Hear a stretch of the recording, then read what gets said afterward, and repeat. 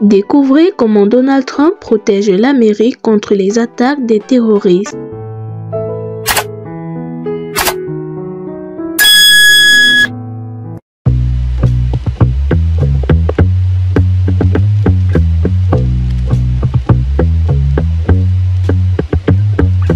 C'est le retour du travel ban.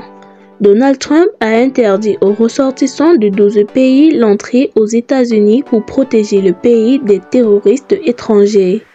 Cette restriction s'applique à l'Afghanistan, la Birmanie, le Tchad, le Congo-Brazzaville, la Guinée équatoriale, l'Érythrée, Haïti, l'Iran, la Libye, la Somalie, le Soudan et le Yémen. Ces autres pays sont par ailleurs visés par des restrictions. Il s'agit du Burundi, du Cuba, de Laos, la Sierra Leone, le Togo, le Turkménistan et le Venezuela. L'exécutif américain, qui mène une politique anti-immigration très agressive, explique la présence des pays sur cette liste par l'absence d'administration efficace. La tendance des ressortissants de certains pays à rester aux États-Unis après l'expiration de leur visa et dans le cas de l'Iran par le soutien au terrorisme. Des exceptions sont prévues pour les détenteurs de certains visas et pour des personnes dont le voyage aux États-Unis c'est l'intérêt national.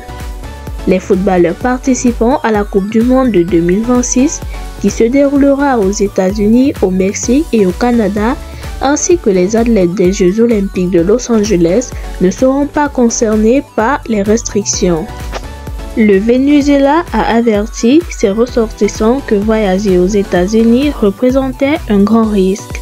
Le retour de l'interdiction ne va pas augmenter la sécurité de l'Amérique, mais va faire souffrir de nombreux Américains, dont ceux de la communauté américano-iranienne, dont les êtres chers seront arbitrairement privés de visa, a regretté Jamal Abdi, président national iranien American Council.